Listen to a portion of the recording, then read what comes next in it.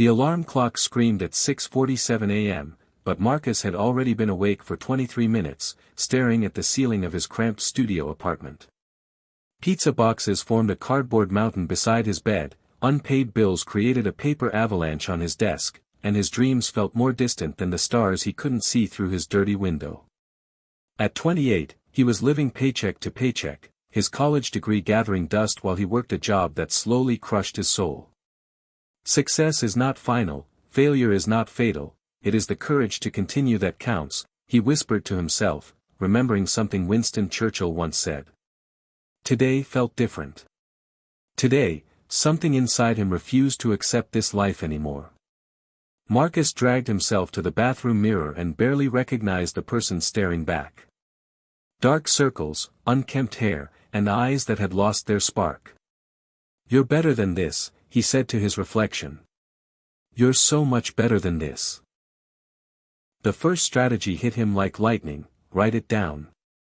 He grabbed a crumpled notebook from his nightstand and began scribbling furiously. Every dream, every goal, every wild ambition he'd buried under years of disappointment poured onto the pages. A goal is a dream with a deadline, he remembered reading somewhere. By 7:30 a.m., he had filled 12 pages with his vision for the future. Strategy 2 emerged naturally: start small. Instead of attempting to transform his entire life overnight, Marcus focused on making his bed. Something so simple, yet as he smoothed the sheets, he felt the first taste of accomplishment he'd experienced in months. "How you do anything is how you do everything," his grandmother used to say. The third strategy required brutal honesty: face the truth. Marcus calculated his debts, examined his spending habits, and confronted the harsh reality of his financial situation. The numbers were frightening, but for the first time, he knew exactly where he stood. "The truth will set you free, but first it will piss you off," he chuckled, remembering Gloria Steinem's words. Strategy 4 demanded courage: cut the toxic. Marcus scrolled through his phone, deleting contacts of people who drained his energy, unfollowing social media accounts that made him feel inadequate, and removing apps that wasted his time. "You are the average of the 5 people you spend the most time with," Jim Rohn had said. Marcus realized he'd been surrounding himself with negativity. The fifth strategy was about energy: move your body.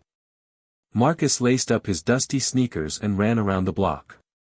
His lungs burned, his legs ached, but his mind felt clearer than it had in years. Take care of your body.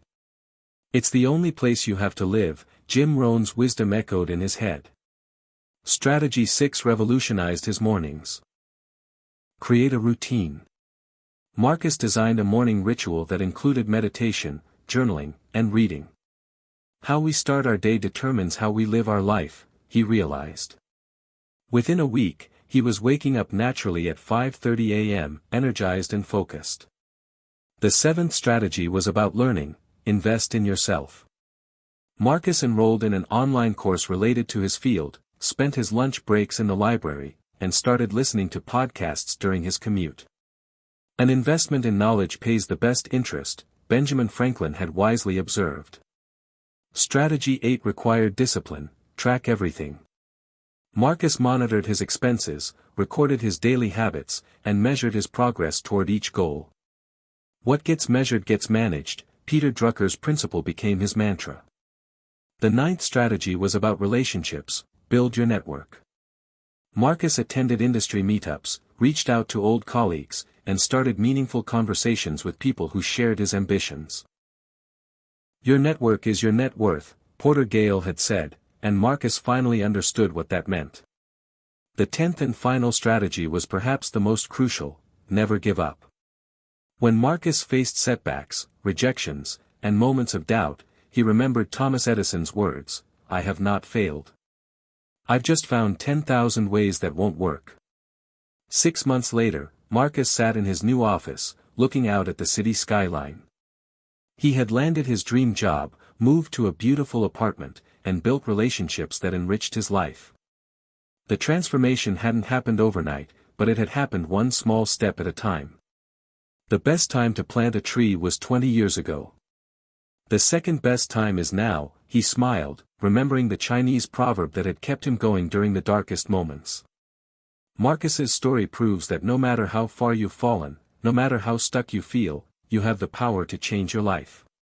The strategies are simple, but they require one thing: the decision to start today.